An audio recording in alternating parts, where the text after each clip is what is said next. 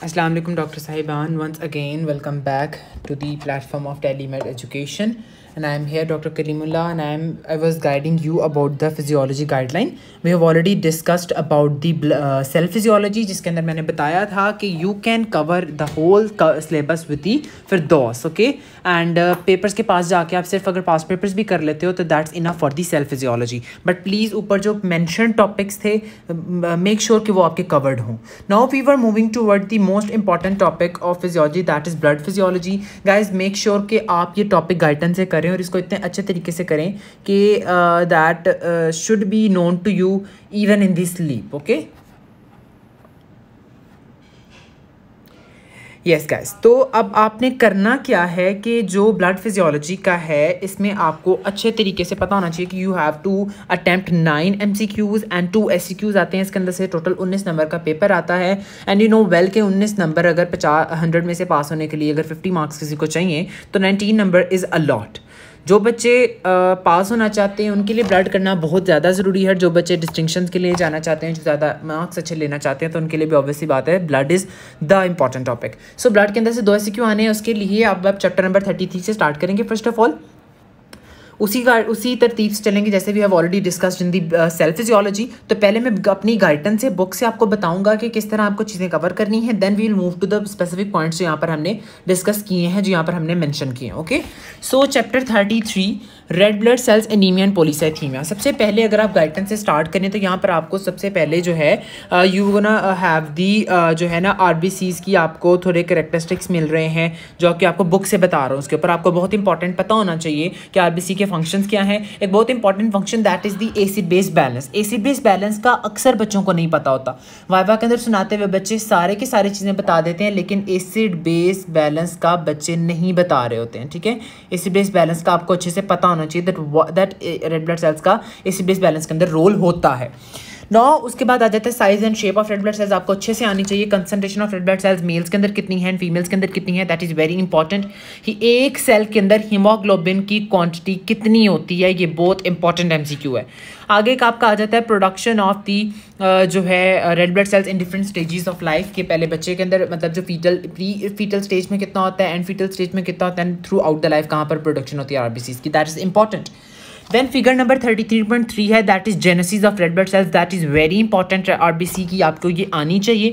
Then बाकी जितना भी लिखा हुआ है you have to read through it, या पढ़ सकते हो। प्लूरीपोटेंट हेमेटोपोटिक स्टेम सेल्स क्या होते हैं ये आपको पता होना चाहिए। डायबिटीज क्या होती है ये आपको पता होना चाहिए। आगे आ जाए तो फिगर 33.4 है, यहाँ पर एरेथ्रोपोइटिन का रोल लिखा हुआ है, दैट इज़ इंपॉर्टेंट। फिर आपको आ जाता है कि टिश्यू के कौन से फैक्टर्स ऐसे हैं जो कि एरेथ्रोपोइटिन की रिलीज करवा रहे होते हैं। तो 33.4 के ऊपर ये बड़ा समराइज्ड फॉर्म में लिखा हुआ है, दैट इज़ इंपॉर्टेंट। इसको अपने अच्छे तरीके से करना है। देन आगे पेज नंबर है 449। RBCs के अंदर आपको लिखा हुआ है कि मेच्योरेशन ऑफ RBCs के अंदर विटामिन B12 का क्या रोल है, फॉलिक एसिड का क्या रोल है। ये बहुत ज़्यादा इंपॉर्टेंट है। इसी के एसोसिएटेड आगे है कि पर्नीशियस एनीमिया क्या होता है, इंट्रिंसिक फैक्टर क्या होता है, एट्रोपिक गैस्ट्रिक म्यूकोजा क्या होता है, ये बहुत ज़्यादा इंपॉर्टेंट है। थायमिडिन ट्राइफॉस्फेट का क्या रोल है RBCs की मैच्योरेशन के अंदर, ये बहुत इंपॉर्टेंट टॉपिक है। ये आपको अक्सर एक सिनेरियो दिया जाता है, एंड ही गोना आस्क के एक पेशेंट आपके पास आया था, उसकी गैस्ट्रेक्टमी हुई हुई है। गैस्ट्रेक्टमी का ऑब्वियसली बात मतलब यही है ना कि उसके अंदर इंट्रिंसिक फैक्टर या उसकी जो है नहीं प्रॉपर क्वांटिटी पूरी हो पा रही। वो जो विटामिन B12 ले रहे हैं, फॉलिक एसिड ले रहा है, उसकी एब्जॉर्प्शन नहीं कर पा रहा। तो ऑब्वियसली बात है वो पूछेगा कि उसके कॉन्सिक्वेंसेस क्या हैं, what type of anaemia is going to be occur. तो आपको पता होना चाहिए कि उसके अंदर पर्नीशियस एनीमिया कॉज होगा। क्यों? क्योंकि RBC की मैच्योरेशन नहीं हो पा रही because of इनएडिक्वेट absorption of the vitamin B12 and folic acid. जब वो प्रॉपर नहीं ले रहा तो इंट्रिंसिक फैक्टर के अकॉर्डिंगली वो इंटेस्टाइन्स के अंदर प्रॉपर्ली एब्जॉर्ब नहीं होगी। जब वो ब्लड के अंदर जाएगी नहीं तो DNA लेवल के ऊपर RBC की मैच्योरेशन नहीं हो पाएगी, and that is going to lead to the pernicious anaemia. Then आ जाता है कि फॉलिक एसिड की डेफिशिएंसी हो जाए तो क्या होता है, स्प्रू क्या होता है पता होना चाहिए। हीमोग्लोबिन की फॉर्मेशन के कुछ स्टेप्स लिखे हुए हैं, 33.5 फिगर है, ये आपको आनी चाहिए। फिजियोलॉजी के अंदर that a figure is enough. आप बायोकेमिस्ट्री के अंदर डिटेल के अंदर हीमोग्लोबिन की प्रोडक्शन पढ़ रहे होते हो, बट इधर आपको इतना ही पता होना चाहिए।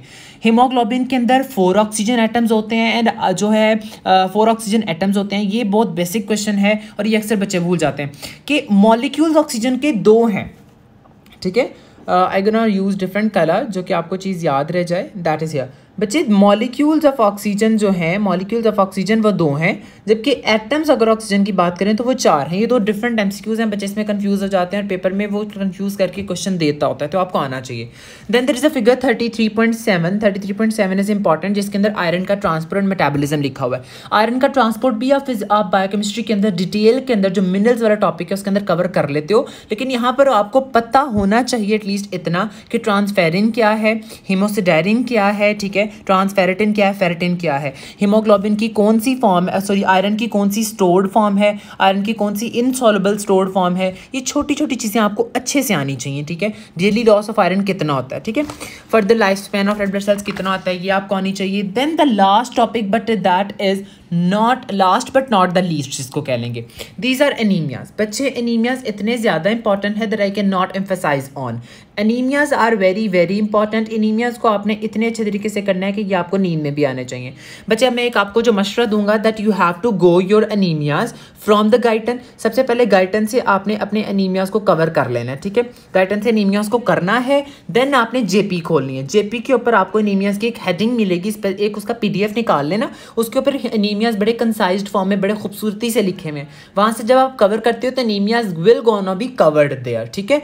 नाउ अब मैं एनीमियाज के बारे में कुछ थोड़ी से पिक पॉइंट्स आपको जो आपको सिनेरियोज आते हैं उसके अंदर बताना चाहूँगा कि अगर उसने सिनेरियो के अंदर आपको बताया हुआ है कि MCH वैल्यू, MCV की वैल्यू, MCHC की वैल्यू, या आर ब्लड सेल्स का काउंट, या हीमोग्लोबिन लेवल, ये सारी चीज़ें अगर वो डिक्रीज बता रहा है सो आपने पिक कर लेना है कि उस पेशेंट को आयरन डेफिशिएंसी एनीमिया।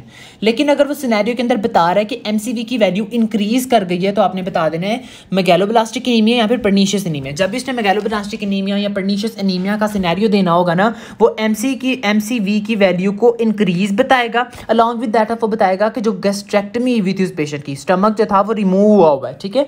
सेकेंडली अगर उसने आयरन डेफिशिएंसी एनीमिया का सिनेरियो देना होता है ना, तो वो कहता होता है कि भाई MCV, MCH जितनी भी वैल्यूज़ हैं, इवन हीमोग्लोबिन भी, ये सारी वैल्यूज़ डिक्रीज कर रही हैं। तो जब डिक्रीज कर रही होंगी that is for the iron deficiency anaemia. ये 2 फ्रीक्वेंटली आस्क्ड सिनेरियो क्वेश्चंस हैं एनीमियाज के अंदर, इसलिए मैंने आपको बताया है, ये अच्छे से कर लेना है।